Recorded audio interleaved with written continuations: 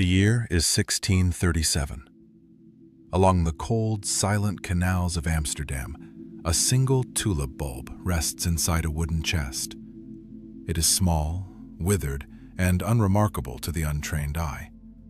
Yet this organic fragment holds a value so staggering it defies all logic. At the absolute peak of the Dutch Golden Age in February 1637, a rare Semper Augustus bulb commanded a price of 10,000 guilders.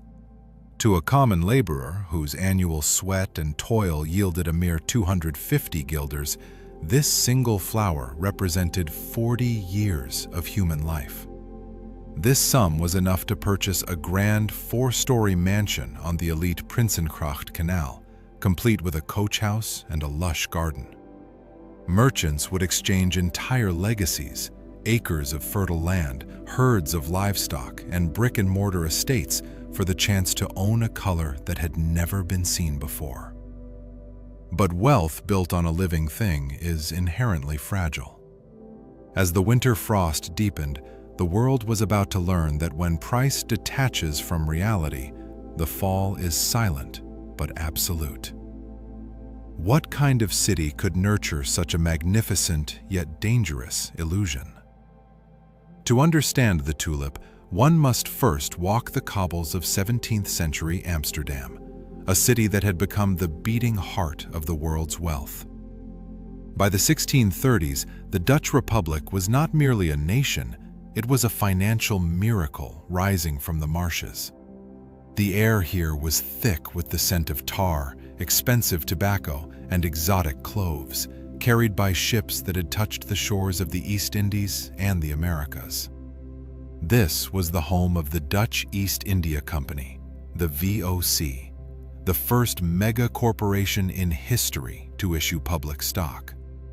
Gold flowed into the city's vaults so fast that the Amsterdam Exchange Bank became the safe haven for all of Europe's elite.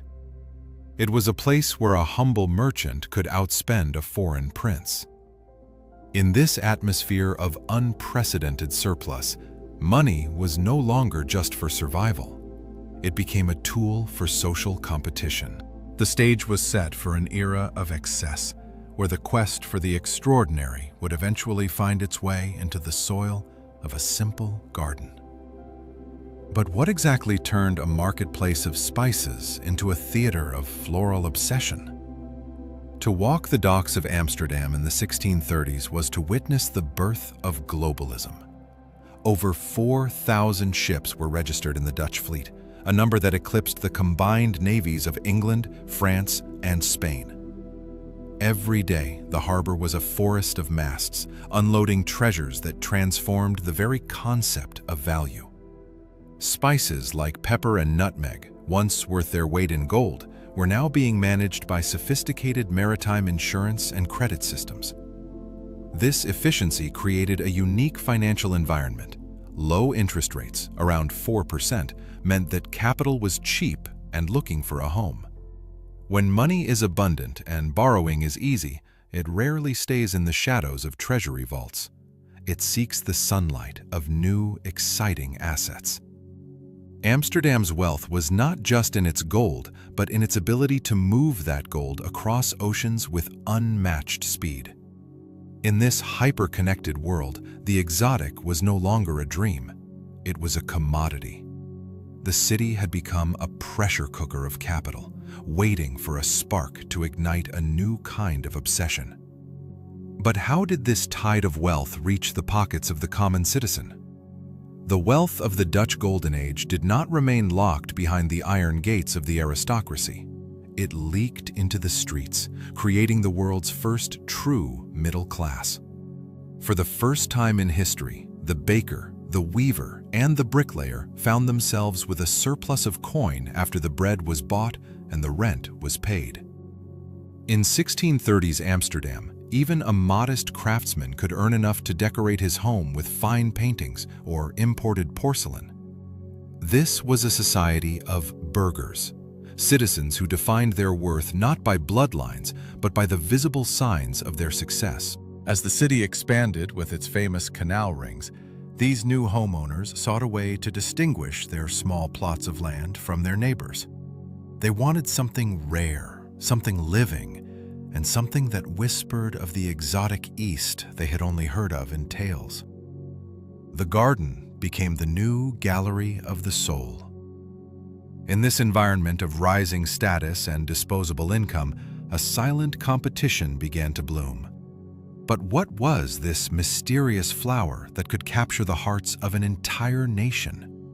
The flower that would eventually bring a superpower to its knees did not belong to the damp soil of the Low Countries.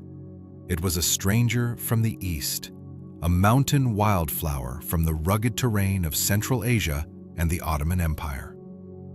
To the Dutch, who were used to the modest marigolds and roses of Europe, the tulip was a revelation of geometry and saturated color.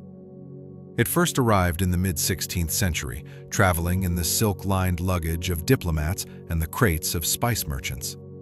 Unlike any other bloom, the tulip possessed a deep velvet intensity, shades of scarlet, yellow, and purple that seemed to glow from within.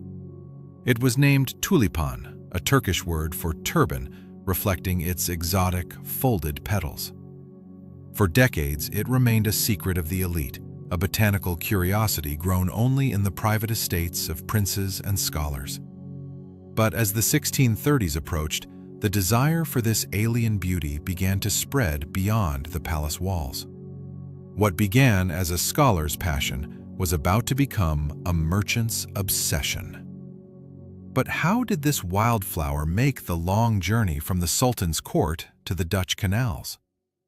The journey of the tulip from the East began with a single act of diplomacy. In the mid-1550s, Ogier Ghiselin de Busbecq, the ambassador of the Holy Roman Empire to the court of Suleiman the Magnificent, noticed a flower that the Turks called the lale. In his letters, Busbecq marveled at how the Ottomans, despite their fierce reputation, possessed a profound, almost spiritual devotion to these blooms. He wrote of gardens where thousands of tulips stood in silent, glowing ranks under the moonlight. When Busbecq returned to Europe, he carried with him a precious hoard of seeds and bulbs, gifts from the Sultan. These were not merely plants, they were botanical ambassadors of an empire at its zenith. Busbecq shared these treasures with his friend, a brilliant botanist named Carolus Clusius. It was this exchange, a simple gesture between two scholars, that would transplant the heart of the Orient into the cold soil of the North. Little did they know, they were planting the seeds of a financial fever that would one day overshadow the very empire they served. But what happened when these exotic seeds met the scientific mind of Clusius? In 1593, Carolus Clusius arrived at the University of Leiden, carrying the Sultan's bulbs like sacred relics. As the director of the Hortus Academicus, the oldest botanical garden in the Netherlands, Clusius was not a merchant, but a man of pure science. He studied the tulip with a scholar's devotion, discovering that this mountain flower could adapt to the low, sandy soil of the Dutch coast. However, Clusius was protective. He refused to sell his bulbs, believing they were treasures for study, not for trade. This exclusivity only fueled the fire of desire. Local citizens, desperate to own the forbidden flower, famously climbed the walls of the university garden under the cover of night to steal his precious stock. These thefts were the first market transactions of the tulip era, driven by a hunger for what was rare and guarded. Clusius's garden became the ground zero for a nationwide fascination. But as the stolen bulbs began to bloom in private gardens across the Republic, nature was preparing a surprise that no botanist could have predicted. Nature, in its silent complexity, was about to intervene in the Dutch economy through a microscopic traveler. As the stolen bulbs bloomed in private gardens, a strange and beautiful phenomenon appeared. Some tulips, originally solid in color, began to break. Their petals erupted into exquisite flame-like patterns of contrasting hues, silvery whites streaked with crimson, or deep purples marbled with gold. To the 17th century eye, this was a divine miracle. In reality, it was the work of the mosaic virus carried by aphids. This biological flaw created a fundamental shift in the market. It introduced non-reproducible rarity. You could plant 1,000 bulbs, but you could not command the virus to strike. A broken tulip became the ultimate status symbol, a living piece of art that could not be manufactured, only discovered. This unpredictability transformed the tulip from a mere flower into a high-stakes lottery ticket. The hunger to possess these unique mutations began to override the cautious instincts of the Dutch merchant. The seeds of the first financial bubble were no longer just in the ground, they were now firmly planted in the human mind.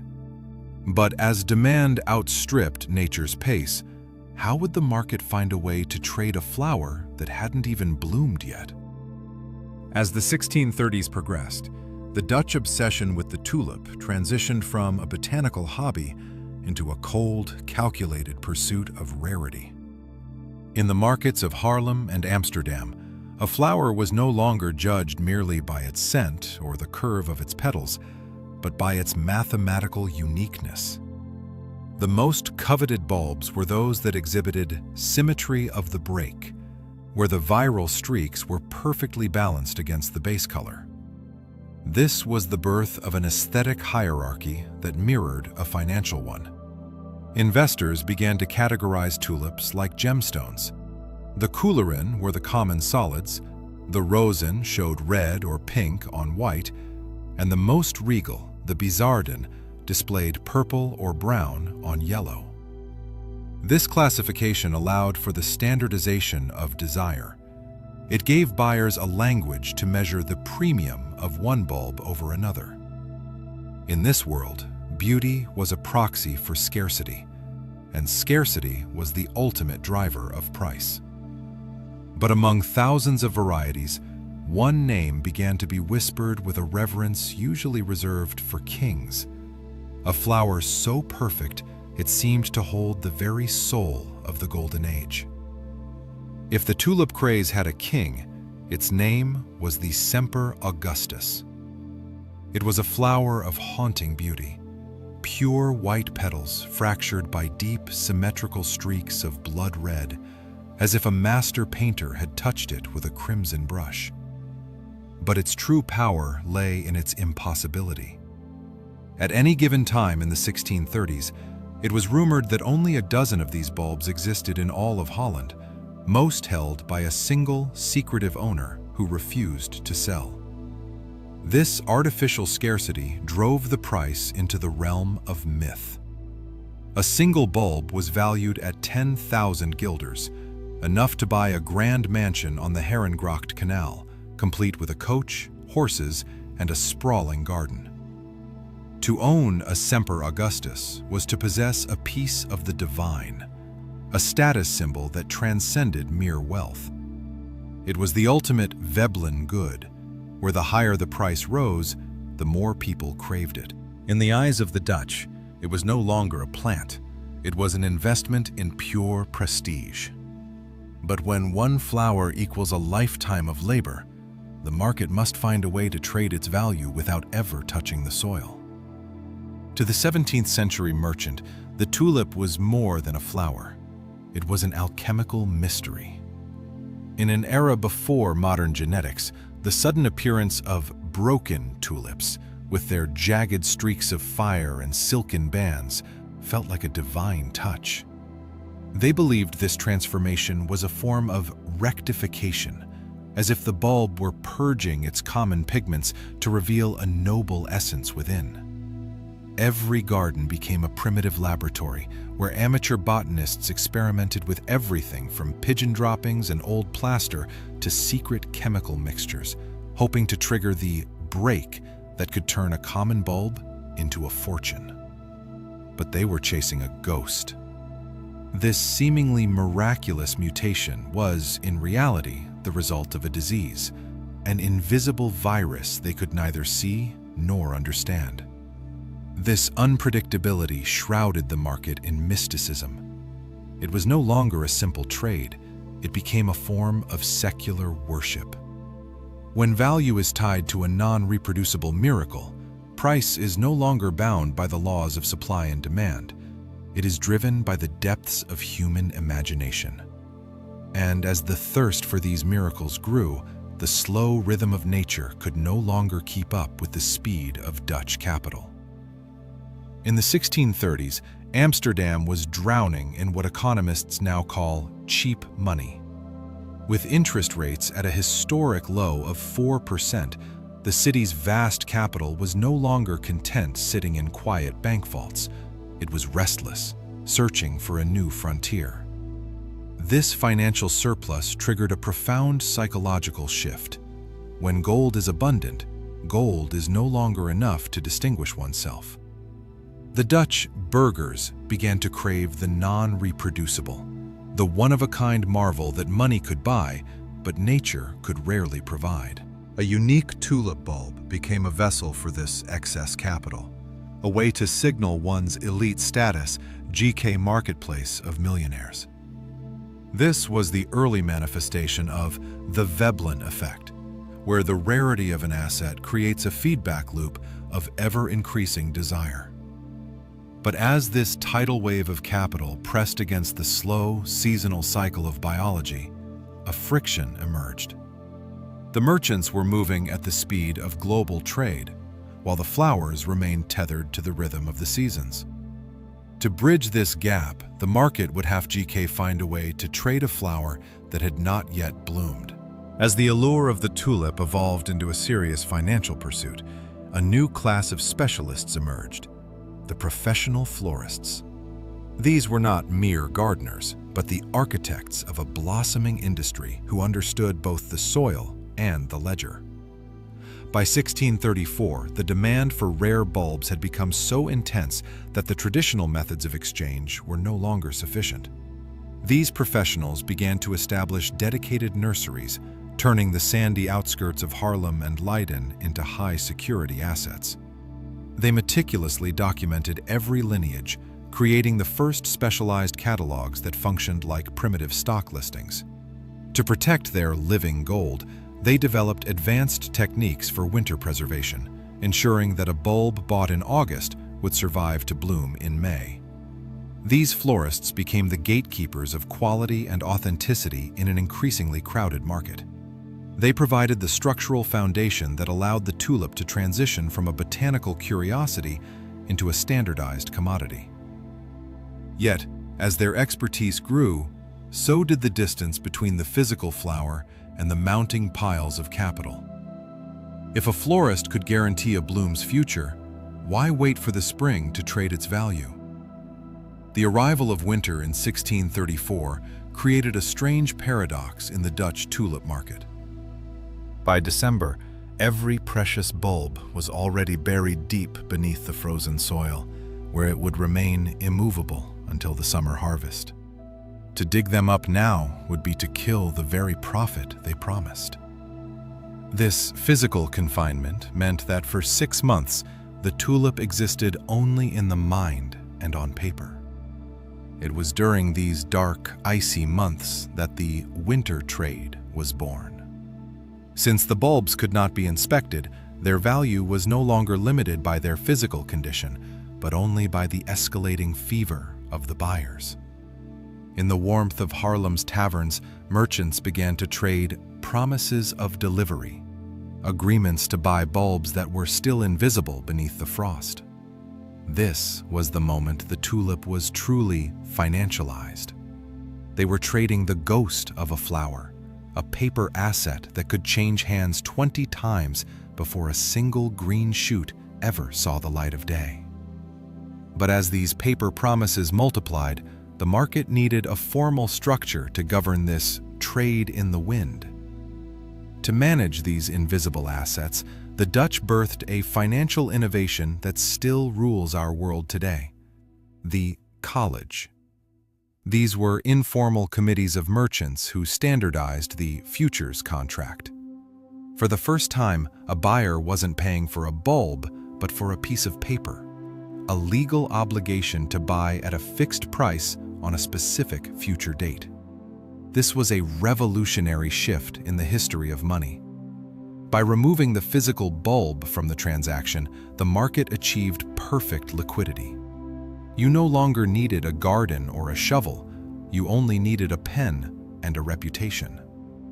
These contracts allowed for price discovery to happen months before the harvest, based entirely on the perceived value of the flower's lineage. This was the moment the tulip became a derivative. It was no longer a biological entity, but a mathematical bet on the future. As these slips of paper began to circulate like currency through the streets of Amsterdam, they created a parallel economy where wealth could be generated out of thin air. But what happens when the trade moves from the elite merchant houses into the common streets? As the winter of 1636 tightened its grip, the tulip market underwent a final chaotic transformation. The trade spilled out of the elite merchant houses and into the crowded taverns of the common folk. The Dutch called this windhandel, literally trading the wind. It was a poetic and cutting name for a market where no bulbs ever changed hands, only the wind of promises. In these rowdy gatherings, laborers, weavers, and chimney sweeps began to bet their life savings on the future price of flowers they would never plant. The windhandel stripped away the last vestiges of botanical reality. It was pure speculation, a game of passing a piece of paper to the next person before the music stopped. Wealth was no longer built on the slow growth of the earth, but on the invisible currents of public opinion. The tulip had become a phantom, a breath of air that carried the weight of a nation's fortune. But as the wind blew harder, the social fabric of the Republic began to stretch to its breaking point. As the tulip fever bypassed the formal halls of the Amsterdam Bourse, it found a new, smoke-filled home in the colleges, informal trading groups meeting in the back rooms of local taverns. These were not regulated markets, but rowdy, intimate gatherings where the air was thick with the scent of roasted malt and pipe tobacco. Here, a unique tradition known as wine money was born. Every successful trade required the buyer to pay a small fee, not to a bank, but to buy drinks and snacks for the entire group. This festive ritual served a hidden financial purpose. It greased the wheels of speculation, turning a high-stakes gamble into a communal celebration. In these dimly lit spaces, the rigid social hierarchy of the Dutch Golden Age simply dissolved. A wealthy merchant might find himself haggling over a bulb with his own shoemaker, both captivated by the same flickering candlelight and the same dream of overnight wealth. But as the wine flowed, the prices scribbled on chalkboards began to defy all earthly logic. What happened when the most famous bulb of all, the Viceroy, entered this chaotic arena? While the legendary Semper Augustus remained a prize only for the ultra-wealthy, it was the Viceroy that ignited the hearts of the common folk. This violet-streaked marvel became the gold standard of the tavern exchanges. To understand the madness, consider a single recorded trade. One Viceroy bulb was once exchanged for a staggering mountain of goods. This included 4 fat oxen, 8 pigs, 12 sheep, tons of grain, and hundreds of pounds of cheese and beurre. This single transaction, worth over 2,500 guilders, represented 10 years of labor for a skilled craftsman. As the legend of the Viceroy spread, the rigid social hierarchy of the Netherlands simply dissolved. Wealth was no longer a matter of noble birth or years of honest trade. It was a matter of owning the right piece of paper. In this fever, a humble weaver could theoretically become richer than a nobleman overnight. The tulip had ceased to be a flower and had become a social ladder, a shimmering, fragile staircase promising to lead anyone to unimaginable wealth. But who were the men actually climbing this ladder at the risk of everything? By late 1636, the tulip fever had seeped into the very bones of the working class. It was no longer a game for merchant princes, it was a desperate hope for the humble weaver and the local mechanic. These men, who spent their lives measuring time by the shuttle of a loom or the turn of a gear, suddenly saw a way to bypass decades of grueling labor. They began to sell their tools, their family heirlooms, and even their modest homes to buy a single share in a viceroy or a Semper Augustus. This was the birth of retail mania, where the inexperienced investor enters the market at its absolute peak, driven by the fear of being left behind. In the dimly lit taverns, a weaver's weekly wage of a few guilders felt insignificant compared to the paper wealth of a tulip contract that grew by hundreds in a single night. They were no longer producing cloth or fixing machines, they were producing dreams. But as the labor force abandoned their crafts to chase the wind, the real economy of the Republic began to quiet, replaced by a haunting, silent tension. What happens to a nation when its builders stop building and start betting? To fuel this escalating madness, the market required more than just gold. It needed leverage. In the 17th century, this took the form of small, dangerous down payments. A buyer no longer needed the full 2,500 guilders for a viceroy. They only needed a small, earnest money deposit, sometimes as little as 10% of the total price. This was a financial magnifying glass, allowing a man with only 10 guilders to control a 100-guilder contract. If the price rose, his profits were multiplied tenfold, but if it fell, his entire world would vanish in an instant. This leverage acted as a double-edged sword, slicing through the traditional barriers of risk. It created a deceptive sense of safety, convincing thousands that they could trade wealth they did not yet possess for flowers that had not yet bloomed. The Dutch called it buying on credit, but in reality, they were building a massive, hollow tower of debt. As the leverage grew, the foundation of the Republic's trust began to crack under the weight of these invisible obligations. What happens when the tower of credit finally reaches the clouds? By the dawn of 1637, the Dutch Republic was trapped in a collective trance.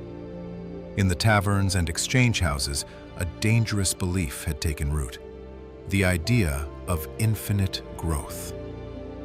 People began to convince themselves that the price of a tulip could never fall.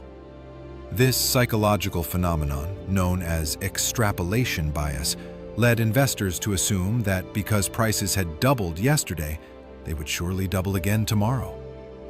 The tulip was no longer a flower, it was a vertical line on a mental chart climbing toward the heavens. This illusion was fed by the sheer momentum of the crowd.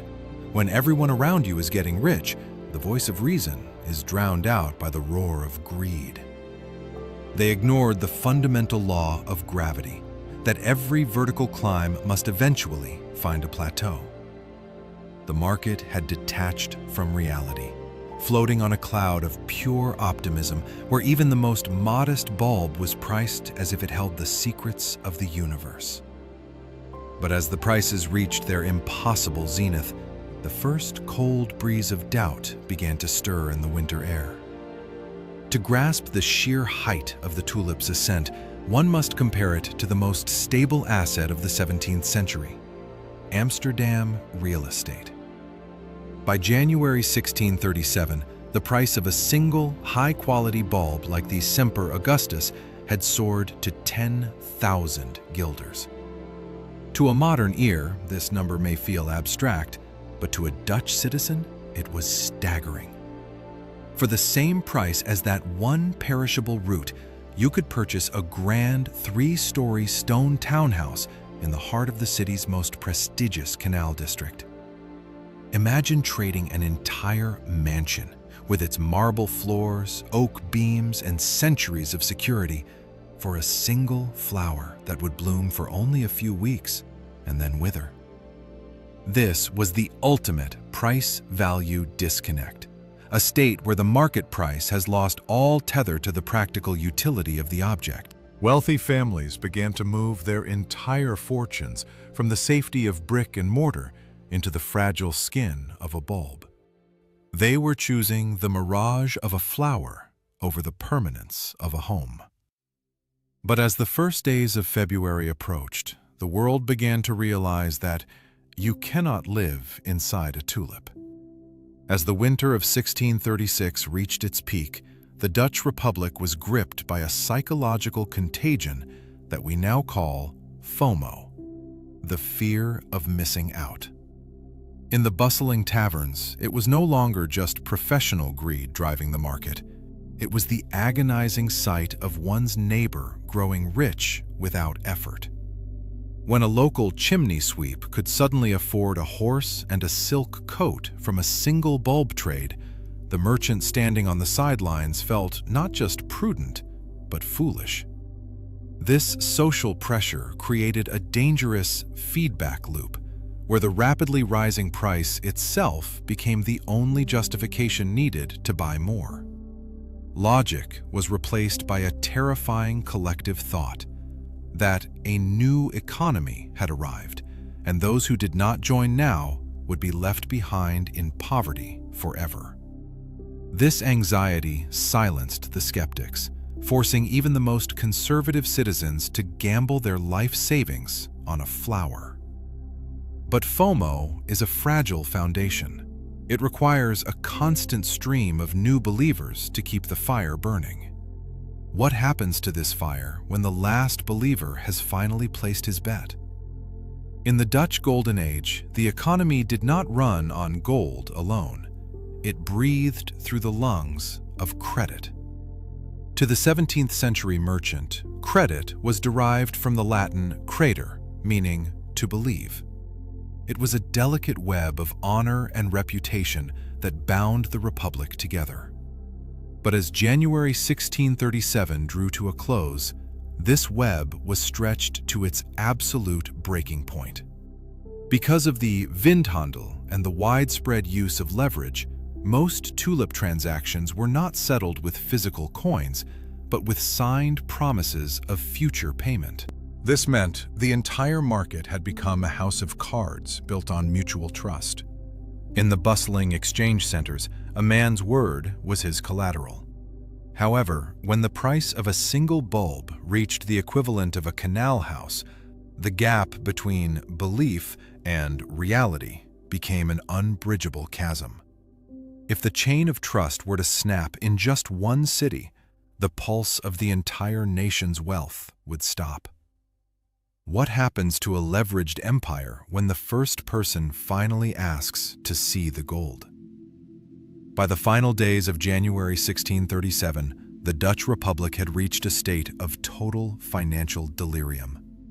In the smoke-filled taverns of Haarlem and Amsterdam, the price of a single viceroy bulb had ascended to an impossible peak of 4,200 guilders.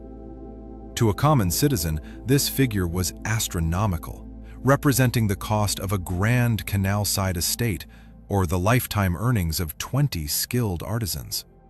Even the more common Switzer's bulbs, once sold by the bushel, were trading at 20 times their value from just a month prior. The market was no longer driven by the beauty of the bloom, but by a frantic, self-fulfilling prophecy of eternal profit. People were trading their family heirlooms and life savings for mere scraps of paper, convinced that the upward curve on the chalkboard would never bend. Wealth had become a phantom, existing only in the collective agreement of the crowd. As the sun set on this era of unprecedented excess, no one realized they were standing on the precipice of a sudden, silent void. Could a single winter morning truly dismantle the prosperity of a nation? The arrival of February 1637 brought a chill to the Dutch Republic that had nothing to do with the winter frost. In the prestigious trade rooms of Haarlem, a subtle but terrifying shift began to ripple through the crowd. On Tuesday, February 3rd, 1637, a seller offered a lot of common tulips for 1,250 guilders, a price that would have been snapped up instantly just days before. But this time, for the first time in years, no hands were raised. The silence in that room was deafening. This was the precise moment the greater fool theory reached its mathematical limit. Without a new buyer to believe in a higher price, the illusion of infinite growth shattered. Word of the failed auction spread through the frozen canals of the Republic faster than any ship could sail. By the time the sun set over Haarlem, the realization had dawned. The wind was no longer blowing, and the paper fortunes of thousands were beginning to turn back into dust. Could the market survive a single day without faith?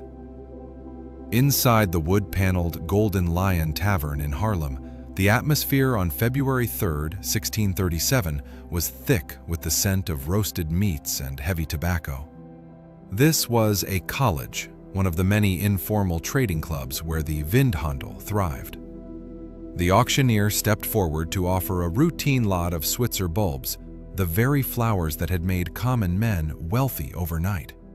He called out a starting price of 1,250 guilders, expecting the usual chorus of competing bids. But instead of the familiar roar of greed, he was met with a chilling, hollow silence. The merchants and weavers exchanged nervous glances, their hands remaining firmly in their pockets. For the first time in years, the greater fool was nowhere to be found. The auctioneer lowered the price to 1,100, then 1,000, but the room stayed frozen. This local failure in a single tavern was the first crack in the dam. Within hours, the realization that a tulip was just a flower and not a fortune began to paralyze the heart of Haarlem. If the buyers had vanished here, where would they go next? The silence that began in the Golden Lion Tavern on February 3rd, 1637, acted like a localized cold front, freezing the gears of commerce across the entire Republic. By the next morning, news reached the exchange houses of Amsterdam. The buyers had vanished. In an economy built on creeder, on belief, the sudden absence of a bid was more than a price drop. It was an extinction event. Traders who had gone to sleep as millionaires woke up to find their contracts for a single Viceroy bulb, once valued at 4,200 guilders, were now effectively pieces of stained paper. Panic did not scream. It whispered. It was the sound of thousands of men realizing simultaneously that they were holding perishable roots instead of permanent wealth. As the sun rose over the Amstel River, the bids didn't just fall. They evaporated.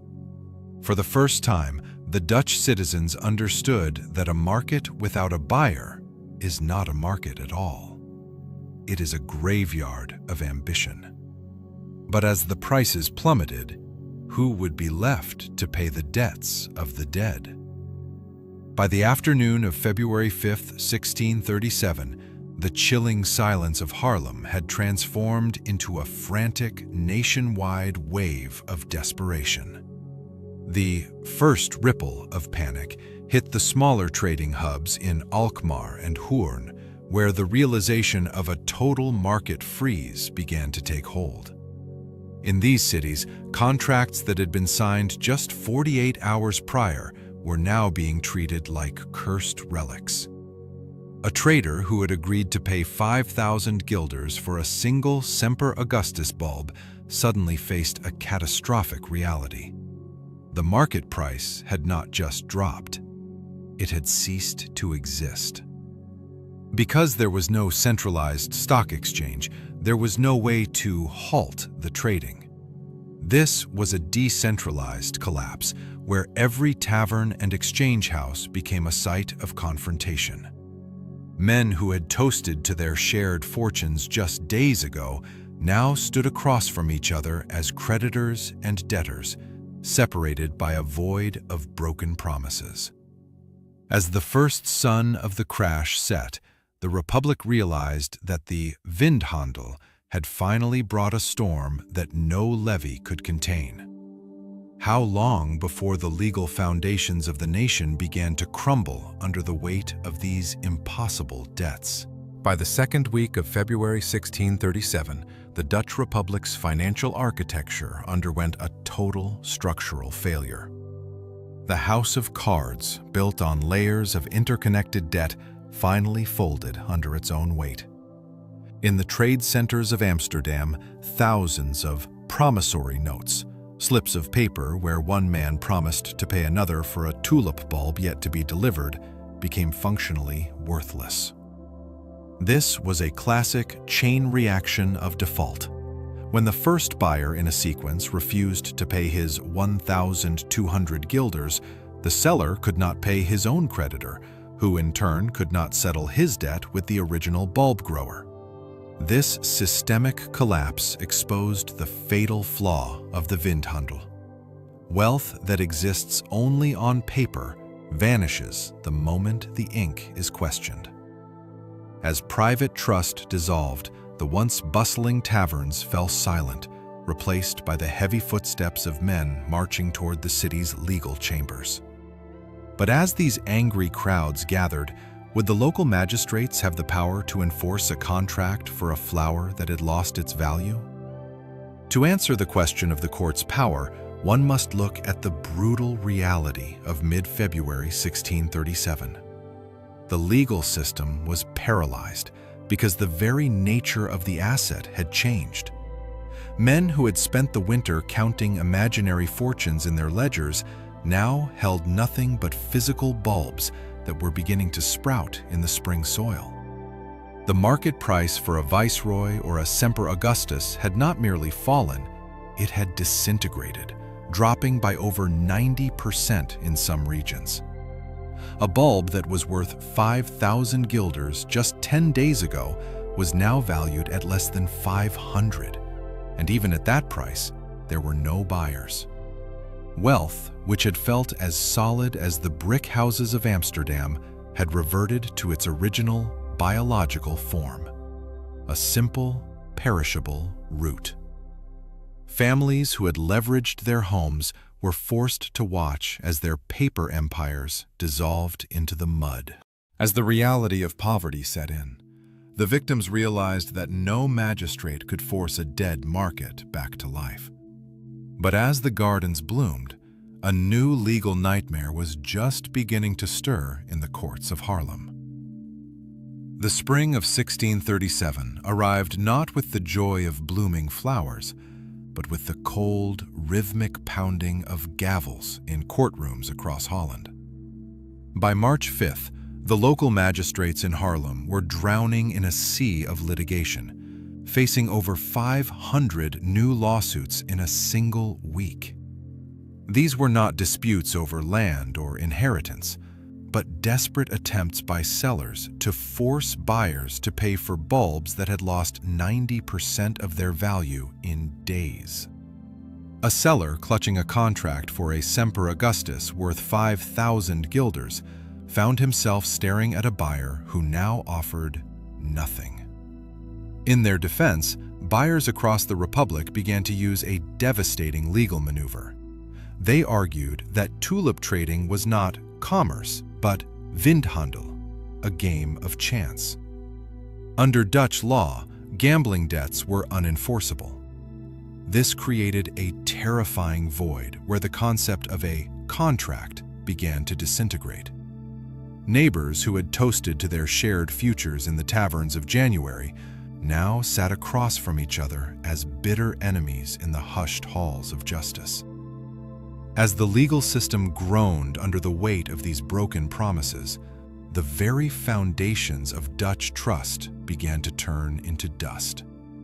The sacred sanctity of contract that had built the Dutch Golden Age dissolved as March 1637 drew to a close.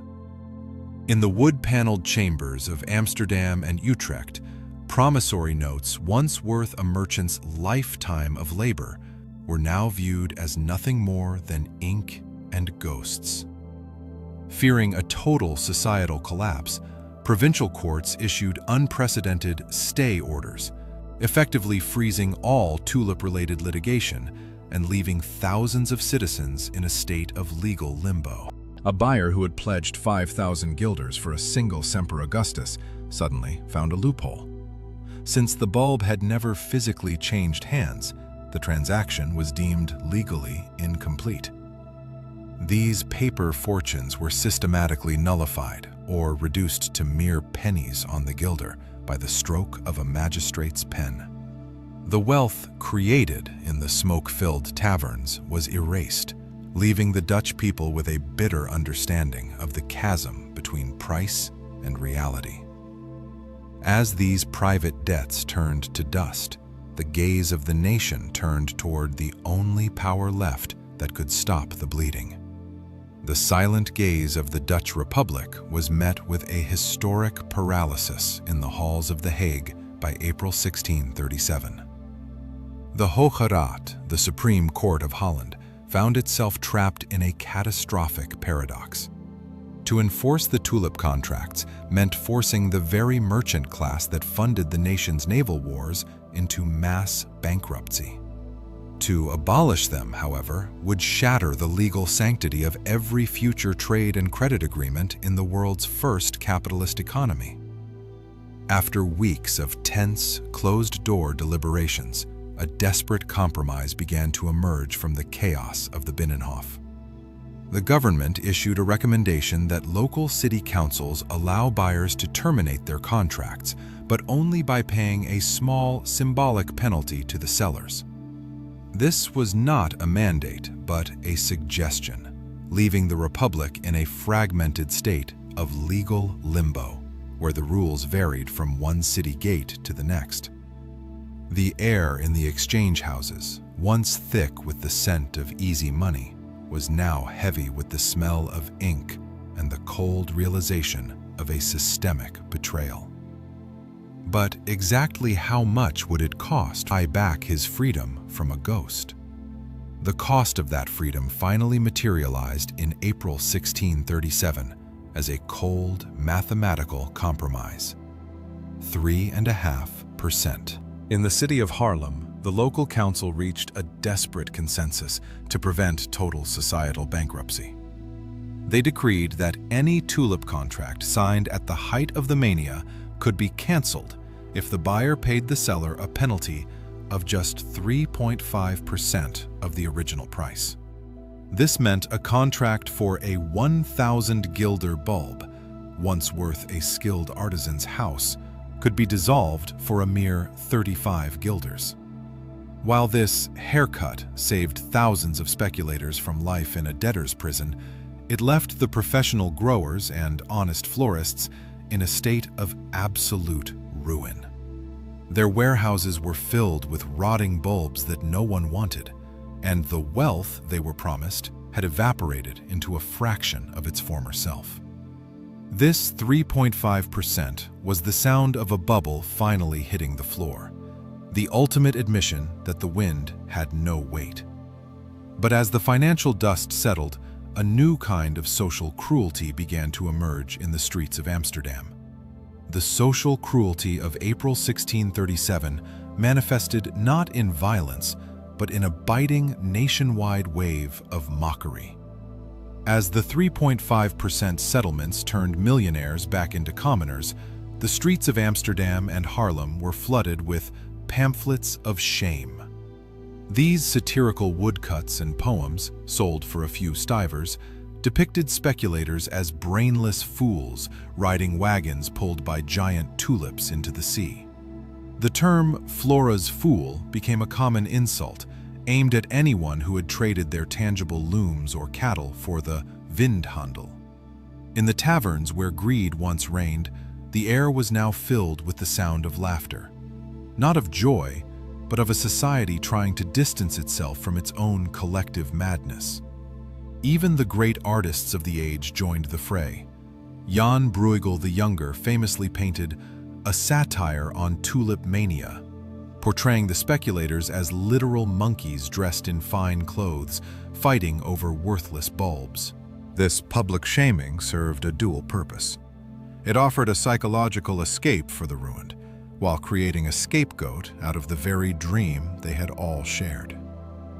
But beneath the laughter, the real economic scars were beginning to fester in the Dutch ledgers. The laughter in the taverns could not mask the hollow silence of the Dutch ledgers by May 1637. For the thousands of Flora's fools who had traded their tangible livelihoods for paper promises, the 3.5% settlement was not a rescue, but a final, agonizing liquidation. In the brick-lined streets of Haarlem, families who once stood as pillars of the community were forced to auction their heirlooms, looms, and even their silver spoons to cover the remaining penalties of their collapsed contracts.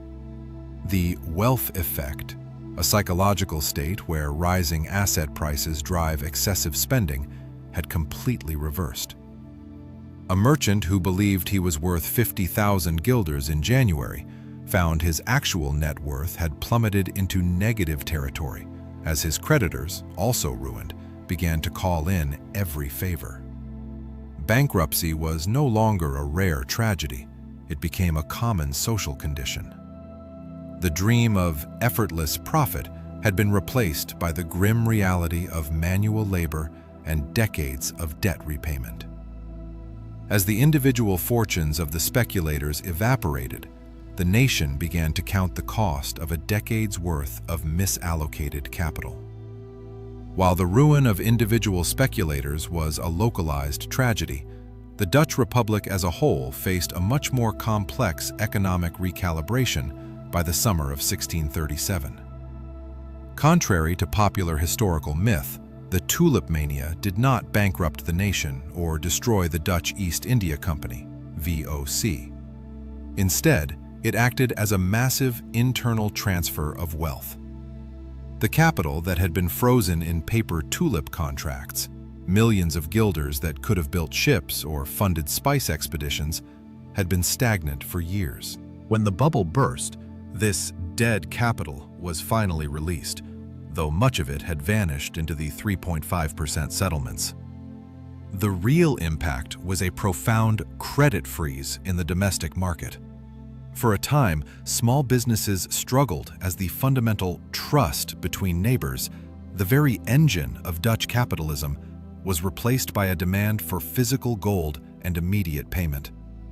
The Republic learned that while a single flower could not topple an empire, the psychological trauma of a broken market could slow the gears of progress for an entire generation. This psychological weight was felt in the autumn of 1637 as a profound silence in the domestic markets. The broken gears were visible in the small towns where local credit had dried up, and a generation of middle-class families now moved with a new, cautious hesitation. However, the true resilience of the Dutch Republic lay in its dual economy.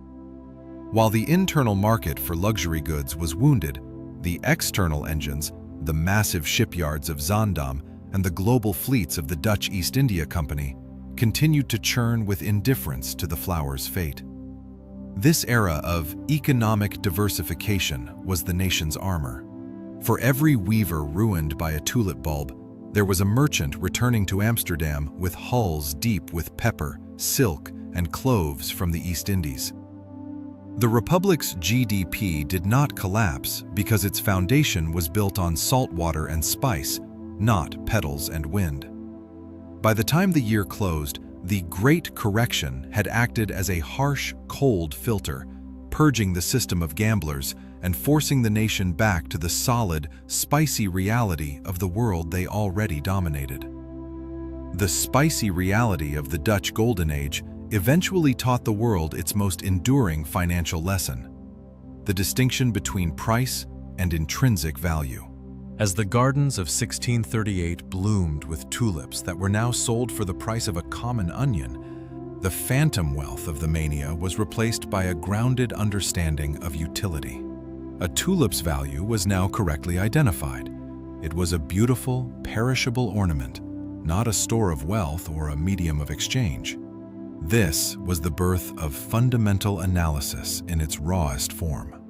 Investors began to look past the greater fool theory, the idea that you can buy any overpriced asset as long as someone else is willing to pay more, and returned to assets that produced a tangible yield. The massive oak chests of Dutch merchants were no longer filled with tulip contracts, but with the shares of the VOC, which paid real dividends from real voyages. The Republic learned that while a market can stay irrational longer than a man can stay solvent, true wealth is always anchored to the earth, the sea, and the labor of human hands. But even as this wisdom took root, a darker shadow was moving across the continent, one that would prove far more lethal than any financial bubble. The quiet wisdom of 1638 was shadowed by a grim reality that many historians believe was the true catalyst for the tulip's collapse: the bubonic plague. As the financial fever peaked in 1636 and early 1637, a much more literal fever was ravaging the crowded streets of Haarlem and Amsterdam. In Haarlem alone, the plague claimed the lives of over 8,000 citizens in a single year, nearly 20% of the city's population. This constant proximity to sudden, unpredictable death created a psychological environment of YOLO before the term existed. When a man believes he may not survive the next month, the long-term risk of a tulip contract feels irrelevant compared to the chance of immediate, life-changing wealth. However, as the death toll mounted, the market's physical infrastructure began to fail. Buyers and sellers simply stopped appearing at the taverns because they were either dead or in mourning. The shadow of the plague acted as a biological circuit breaker, snapping the thin thread of human connection that held the bubble together. As the morning bells of the churches grew louder, the survivors realized that even the rarest tulip was a poor consolation for a hollowed-out home. The intersection of mortality and finance reached its most tragic point by late 1637, as the estates of the deceased became the final battlegrounds of the tulip bubble. When the plague swept through a merchant's household, it left behind not only grieving heirs, but a tangled web of unfulfilled contracts and astronomical debts. In the probate courts of Amsterdam, executors struggled to value assets that had vanished into the wind, while creditors hovered like vultures over the estates of the fallen. A widow might inherit a beautiful canal house, only to find it collateralized against 10 Semper Augustus bulbs that were now worth less than the soil they grew in. This legacy of debt meant that the crash was not a single event, but a generational burden that haunted Dutch families for decades. As the mourning black was finally put away, the survivors were left with a stark realization. The pursuit of paper riches had cost them the very stability they sought to protect. The fields of Holland were still gold with grain and green with grass, but the era of the tulip as a titan of finance was buried forever in the mass graves of the plague. As the mass graves of the 1630s were covered with fresh earth, a new kind of ghost began to haunt the financial centers of Europe: the memory of Tulip Mania. By 1640, the Dutch Republic had returned to its senses, but the psychological blueprint for every future financial disaster had already been drawn. This was the first time in human history that a society witnessed a speculative bubble, a phenomenon where the price of an asset detaches completely from its utility, driven by nothing but collective hope. The legacy was not one of poverty, for the Dutch remained the wealthiest people on earth, but one of profound caution. The Amsterdam Exchange, founded in 1602, began to implement stricter informal rules, favoring solid commodities like grain and timber over the windhandel of exotic luxuries.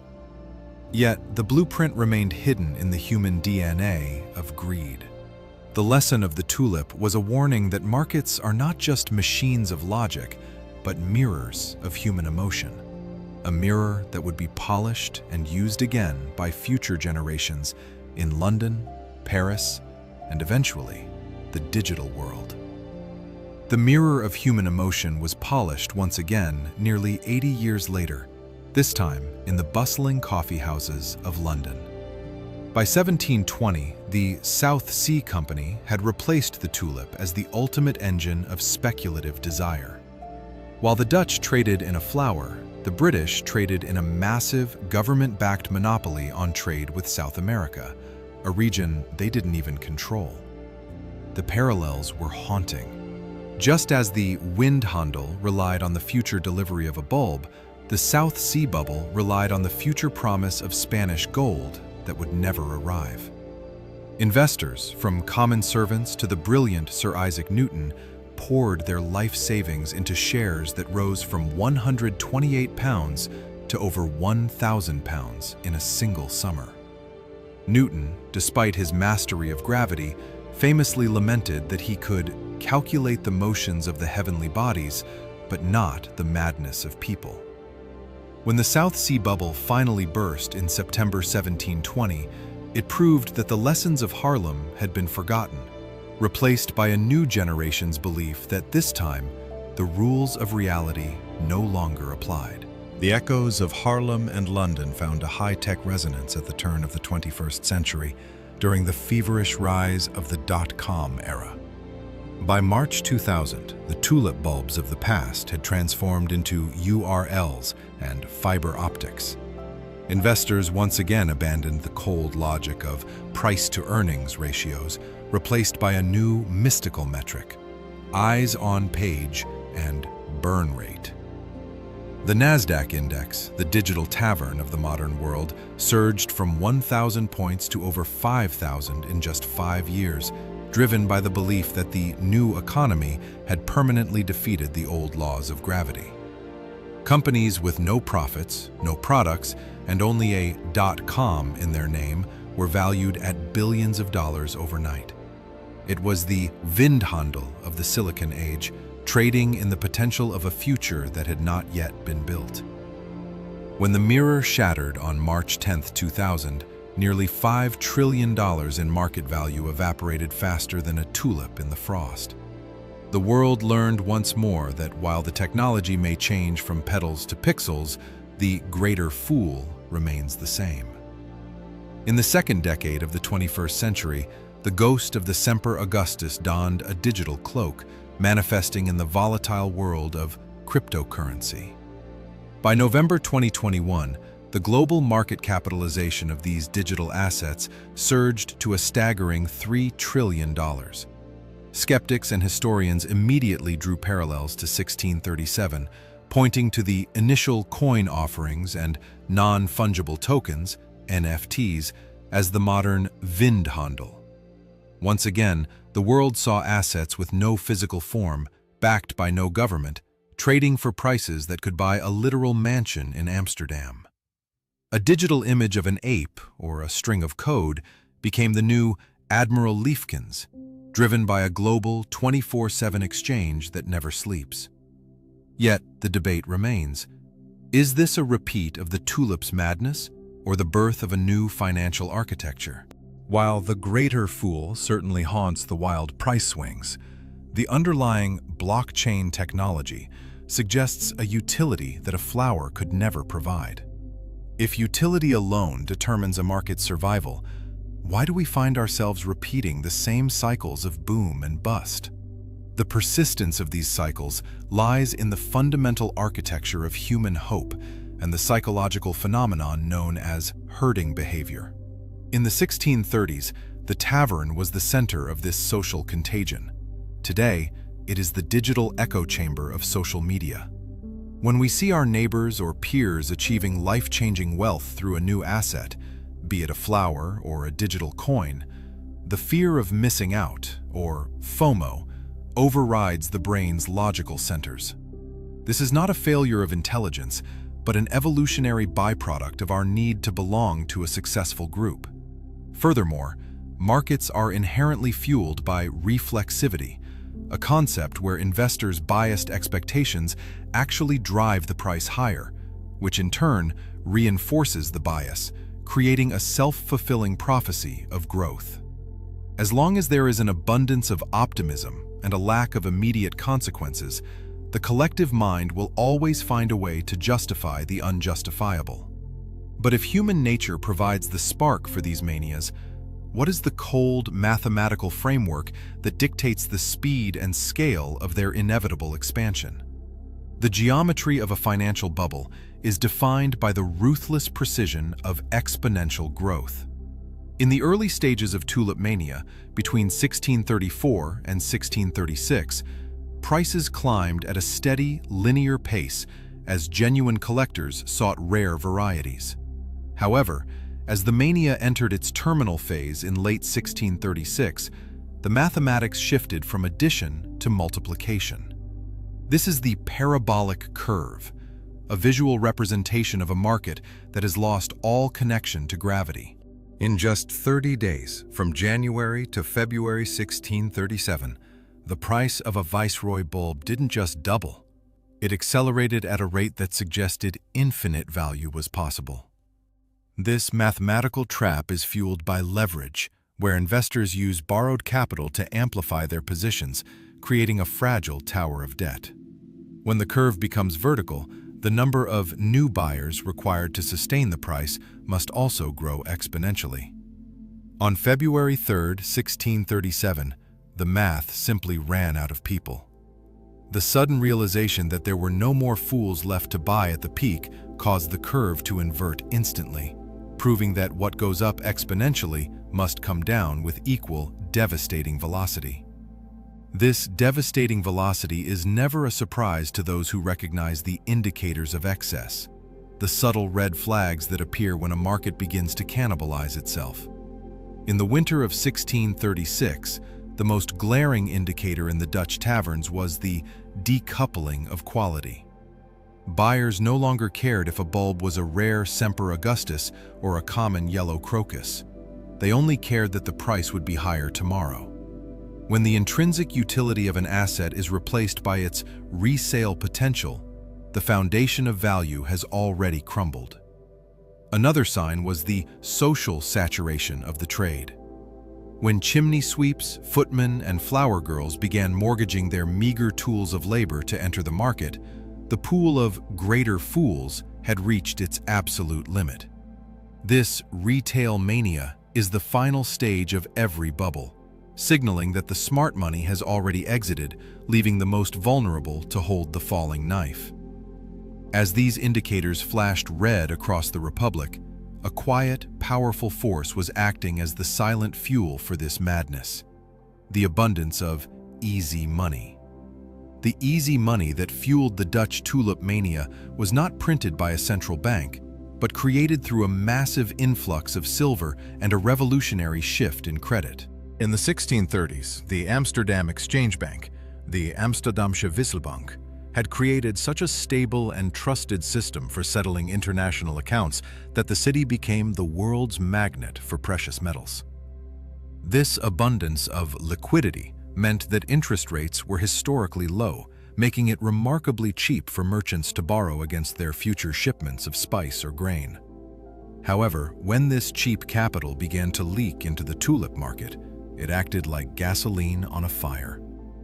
Professional traders used margin, paying only a fraction of the bulb's cost up front, to control vast quantities of flowers they couldn't actually afford. This monetary expansion created a dangerous illusion that wealth could be generated simply by the movement of credit rather than the production of goods. By the time the authorities realized that the money supply had decoupled from reality, the leverage was so deep that any minor tremor in confidence would lead to a total systemic collapse. The systemic collapse of 1637 was not a random tragedy, but the first recorded completion of a historical pattern of greed that has repeated for centuries. This pattern always begins with a displacement, a new technology, a new market, or a rare flower that captures the collective imagination. As the story of the tulip moved from the gardens of botanists to the ledgers of speculators, it followed a predictable path of euphoria, where the fear of risk was entirely replaced by the dream of infinite gain. In this state, the human brain undergoes a chemical shift, prioritizing short-term rewards over long-term survival. Historical data shows that during these peaks, the volume of trade increases as much as tenfold, even as the underlying value remains stagnant. Whether it was the railroads of the 1840s or the gold rushes of the American West, the pattern remains identical. A sudden surge of smart money, followed by a tidal wave of public mania, and ending in a panic that resets the social order. The Dutch didn't just invent a flower trade. They unintentionally charted the map of the human shadow. By the peak of the 1630s, the Dutch markets had evolved from simple places of exchange into complex machines of speculation. This transformation occurred when the focus shifted from the asset, the physical tulip, to the derivative, the contract itself. In the back rooms of Haarlem's taverns, traders were no longer buying flowers to plant. They were buying the right to buy at a future date, a primitive form of what we now call options trading. This created a layer of abstraction that separated the investor from the reality of the earth. When a market becomes a machine, it prioritizes velocity over value, moving paper back and forth with increasing speed until the original purpose of the trade is forgotten. This structural shift allowed the bubble to grow far larger than the actual supply of tulips could ever justify. The machine was efficient, cold, and incredibly fast, but it lacked a safety valve, a regulatory mechanism to release the pressure before the entire engine exploded. As the speculative engine of 1637 roared toward its inevitable breakdown, the Dutch authorities faced a timeless dilemma: how to regulate a frenzy without destroying the spirit of innovation. The Dutch Republic was built on the radical idea of free trade, a system that had turned a small, flooded land into a global superpower. To step in and invalidate the tulip contracts would be to admit that the free market had failed, a confession the leaders in The Hague were desperate to avoid. Throughout the crisis, the courts and city councils remained largely silent, paralyzed by the fact that many of the regulators themselves were holding tulip bulbs in their own cellars. This regulatory capture, where those meant to protect the system are instead invested in its inflation, meant that the market's safety valve was intentionally welded shut. By the time the Haarlem City Council finally attempted to intervene in early 1637, the gap between the paper price and reality had grown so vast that no law could bridge it. The innovation of contract trading had far outpaced the evolution of financial oversight, leaving the public to face a world where value had finally detached from the laws of the physical world. The final stage of the 1637 collapse was a profound detachment from reality, where the price of a tulip became a ghost haunting the streets of Holland. By February 1637, the gap between a bulb's biological existence and its paper value had grown so vast that the market was essentially trading in pure air. A single Semper Augustus was technically worth a grand canal house, yet no one actually lived in a tulip, and no one could eat a contract. This is the psychological void, the moment when a society collectively realizes that their wealth is built on a shared hallucination rather than tangible utility. When this realization hits, liquidity vanishes instantly. Everyone wants to sell, but the concept of a buyer has become an extinct species. The Dutch didn't just lose their guilders, they lost their sense of economic truth. As the frantic shouting in the taverns died down, replaced by a cold, hollow silence, the people of the Republic were forced to look at the flowers in their gardens not as mountains of gold, but once again, as simple, beautiful petals in the wind. As the financial fever of 1637 finally broke, the tulip did not vanish from the Dutch landscape. Instead, it began a slow, steady transformation from a speculative weapon into a cultural soul. By the late 19th century, the sandy soils of the coastal dunes near Haarlem were rediscovered as the perfect cradle for bulb cultivation. Today, the Netherlands produces over 4 billion tulip bulbs annually, accounting for nearly 80% of the global trade. The Keukenhof Gardens, established in 1949, stand as a living monument to this resilience, where 7 million flowers bloom in a synchronized symphony of color every spring. The tulip is no longer a mountain of gold for a few, but a national icon that brings billions of euros in legitimate tourism and agricultural export to the Dutch economy. It survived the madness of the markets to become something far more valuable, a symbol of a nation that learned to master the soil after almost being destroyed by the wind. The collapse of 1637 was a painful but necessary financial initiation for the Dutch Republic, leading to a level of institutional wisdom that would last for centuries. By 1640, the Dutch had refined their legal systems to clearly distinguish between gambling and investing, creating a more robust framework for the Amsterdam Stock Exchange. They learned that a market without a physical anchor, one based entirely on the windhandel, is a house built on sand. This wisdom fostered a culture of prudential capitalism, where the Dutch prioritized long-term dividends from global trade over the short-term spikes of speculation. Historical records show that following the crash, the Republic entered its true golden age, becoming the world's leading maritime power not through luck, but through disciplined risk management. The lesson of the tulip taught them that while emotions are the engine of the market, logic must always be the navigator. This realization remains the silent foundation of every successful modern portfolio. That the greatest wealth is not found in the heat of the chase, but in the patience of the harvest. The ultimate redemption of the tulip was its return to the simplicity of the garden, where its value was measured in wonder rather than guilders. By the mid-17th century, the broken petals that had once sparked a financial war were understood for what they truly were, a biological miracle caused by a simple mosaic virus. This scientific revelation stripped away the mystical aura of rarity and replaced it with an appreciation for nature's accidental art. The Dutch began to cultivate tulips for the sheer joy of their aesthetic, leading to the creation of the world's first public parks and floral exhibitions. In these spaces, a pauper could stand beside a prince and admire the same deep crimson of a viceroy without the shadow of debt looming over them.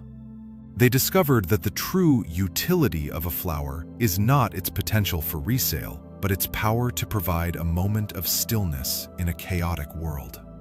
When beauty is freed from the burden of a price tag, it becomes a universal currency, one that never devalues and can never be stolen by a market crash. The enduring legacy of the Dutch Tulip Mania is not found in the ruin of fortunes, but in the architecture of human value it helped define. For centuries, we have struggled to separate the price of an object from its worth to our souls.